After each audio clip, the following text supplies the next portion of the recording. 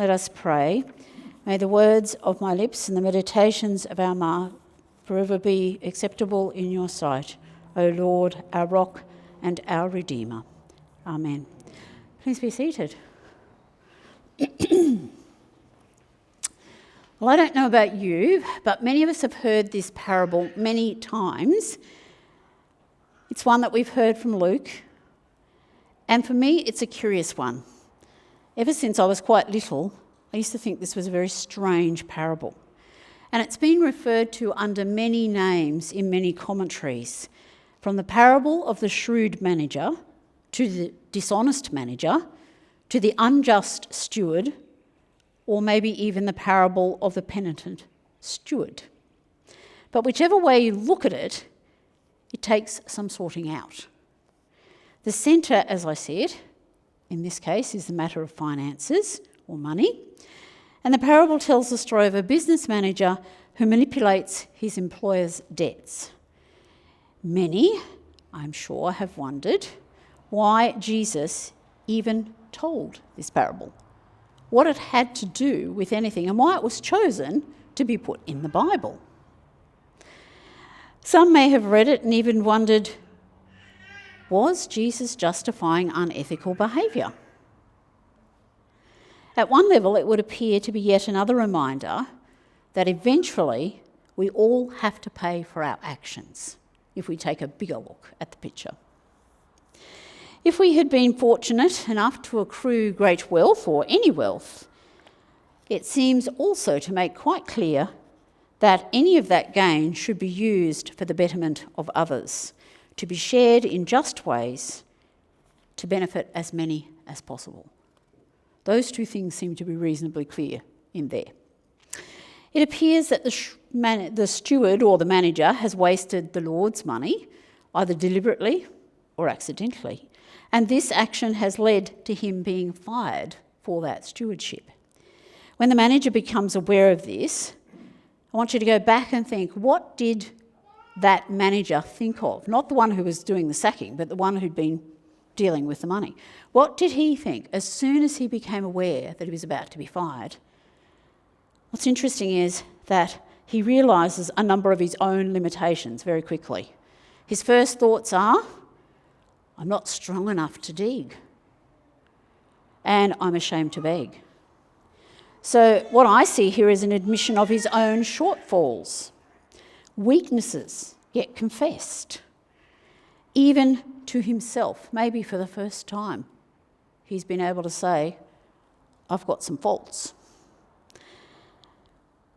And then he hatches a plan, doesn't he? Yes, it is a plan to save himself on one level, but it also is a way of giving himself options. Ultimately, but he does benefit others by what he does. So I believe it is in this action that the Master speaks to. Whoever can be trusted with very little can also be trusted with much, and whoever is dishonest with very little will also be dishonest with very much. As I mentioned in the beginning of today's sermon, some refer to this as shrewd action. Some have suggested more generally that the employer is simply commending the manager for responding shrewdly to a difficult circumstance. Now, the word shrewd will have different meanings in different people's heads, I'm sure. But for those of us who are out there today listening to people, quite often shrewd has a very negative connotation. It's one that, if somebody's a bit shrewd, it means that they are being a bit dishonest, etc. So me, with my love of language, had to go back and go, okay, well, is that really what was meant in this passage? And the point is that shrewd here comes from the word phronimos, and that can be translated also as prudent or wise. Now, some people, when I spoke after the last service that we had, some said, I've always thought of it as being wise or prudent. But I feel that today maybe shrewd has come to mean something a little more negative. But for today's purposes, I think we need to go back to where that word would have come from. Obviously, it would not have appeared as shrewd. As I said to somebody at the hospital the other day when they asked for a Bible in English, the proper one, And I said, well, the point is that, of course, the Bible was never written in English to start with. It's a long way down the track. So sometimes we need to go back to the original to find out what was actually meant. And so for today, I'd like us to think more of it as prudent or wise. So how can we be wise when we find ourselves with wealth? Of course, all we have on earth and beyond belongs and is gift from our Creator God. People will be quite used to me saying, nothing we have is ours. It all belongs to God. It comes from God and we are blessed with it. It's not ours. And if we're fortunate enough to find ourselves in possession of wealth, of creation, whatever that is, we too have to be wise in our dealings with those things. I should clarify that I know that many of you here today will have grown up in that era of, so if we start talking abundance, what do we actually mean? How many of you got told as a child, you have to eat everything on your plate because there's starving children somewhere else? Exactly. Africa, Biafra, wherever it was, and I'm sure parents even possibly say that to their children today. The point is, we were all told about the abundance we had. We had a meal in front of us, and that was an abundance. And whatever was there, you were expected to make good and full use of. Now, how many of you, like me, would have loved to have said to my parent, well, give it to them? Shame about the fact we couldn't collect up all that little bit of leftover and send it off, wasn't it? I don't know. We'll talk about that later. But the thing is that it's easier said than done, isn't it? Because of that distribution is often the problem of how we actually share what we have in wealth. On a very serious note, but today, around the world, there is still more than enough food produced to feed all the people of the world. But as many as 829 million people still go hungry every day. After we did have this nice steady decline happening, things were happening in the world, and then we saw a decline over 10 years. However, unfortunately, in the last couple of years, we've started to see a rise again. And so it still affects about 10% of all of our population in the world. So from 2019 to 2022, yes, the horrible C period, the undernourished people grew by as many as 150 million people in crisis. Now, that crisis, of course, we know, has been driven by COVID is one thing, because we couldn't move things around as easily and people became isolated and so forth. But it's also been driven by climate change and conflict. Because whenever there's a conflict, we've all heard about what's happening between Ukraine, Russia, getting things in and out. All of those things stop that distribution from happening on a regular basis with ease. So again, much easier said than done. So how can we ensure a better sharing of the world's resources, of all of creation? Well, of course, today there are many organisations that are set up worldwide specifically to work towards that.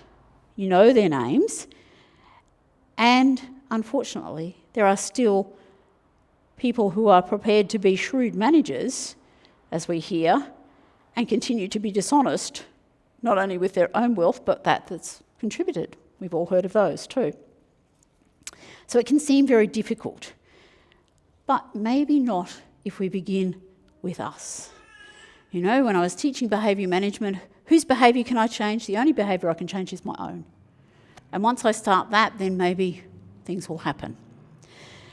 So maybe you already contribute to charities, offering money or resources that you have in abundance.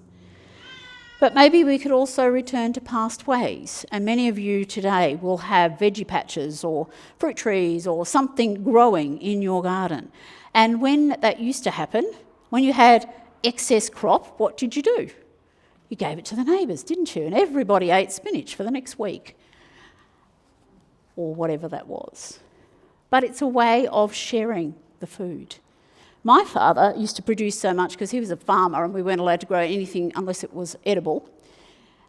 And he used to take it down to the local greengrocer and give it to him to sell. He didn't get any money for it, he would just give him whatever excess he had because that's what you did. You gave away so that others would have. If we could return to that sense of giving away so everybody could have, that would be a beginning of changing where resources are. In our office, what we do is if anybody has anything spare, and that doesn't mean just food, it means anything we have spare, goes on a centre table and it's there for anybody to take as much or as little as they want. But there's a sharing table and everybody can just have whatever's on the table. If it's on the table, it's a free-for-all. And it's a way of shifting resources from one place to another, from those that have to those who would like to have. Just the other day, now for those of you who've met me before, I live on acreage and so my front gate's quite a distance from the house.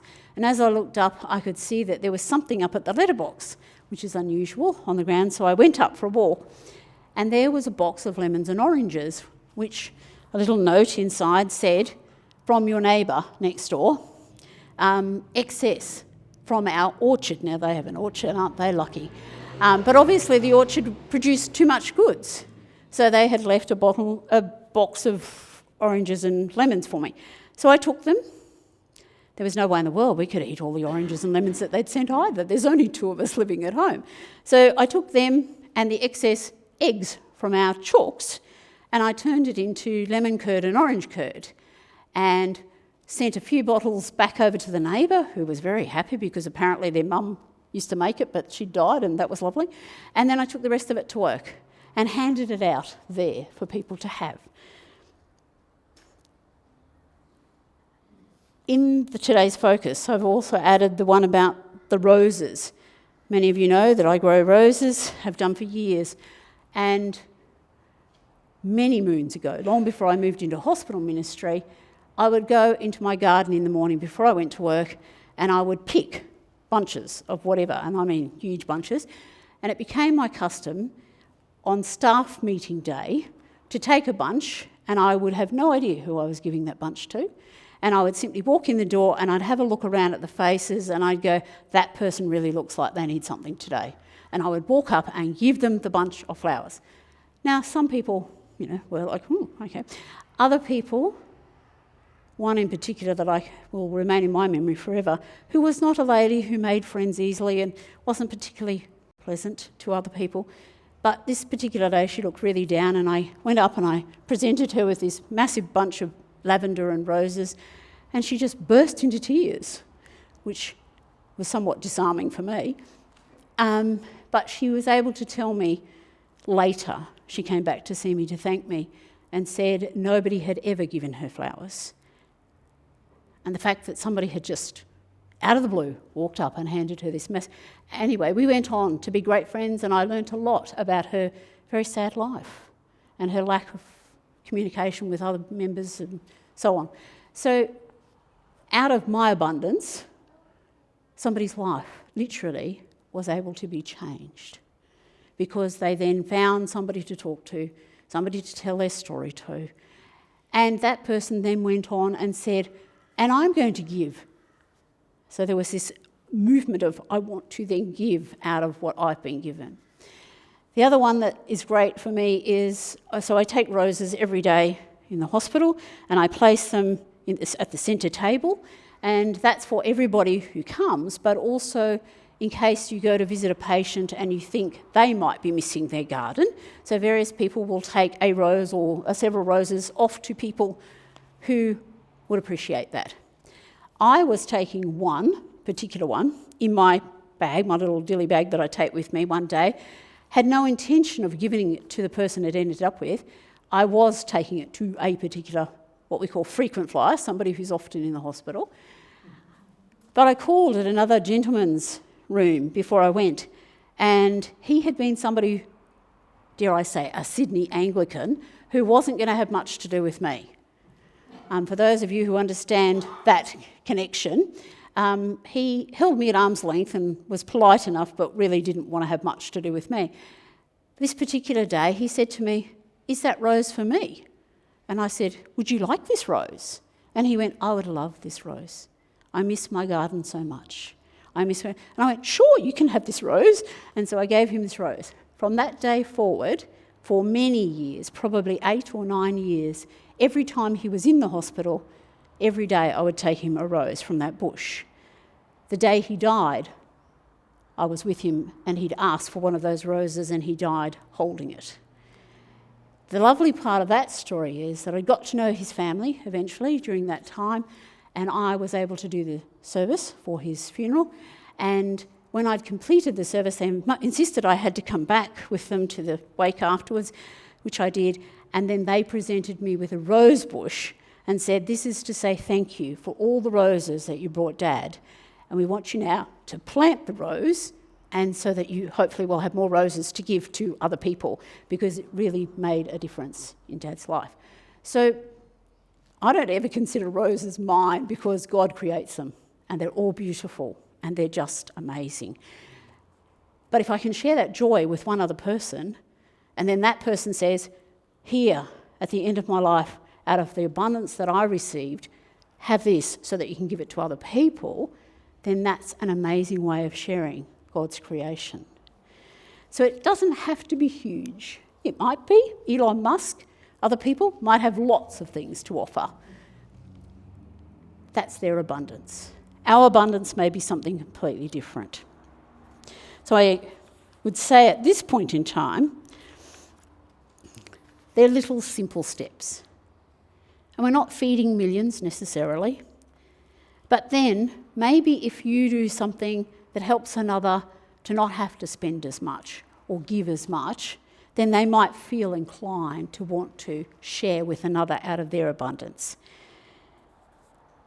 The other thing I couldn't help reflecting on as I was preparing for this sermon, and as I spent time in the hospital, was how the important part of God's creation, human beings, let's face it, we're all part of God's creation, and how often their skills are lost, wasted for lack of knowing by others or a lack of opportunities, how poorly they are treated in our society. So who knows where we might end up if we use that abundance of human potential and it was able to be given voice in this world. So every time you meet a person, there is a potential for abundance to be shared if we're prepared to take the time. So it's time for all of us to take a look at what we have in abundance. Time, prayers, space, food, water, a loving kindness. Stuff that God has created for us. And to take that, because we are called to be shrewd with each bit of that. And we'll take that to mean prudent or wise. Remembering that we cannot serve two masters.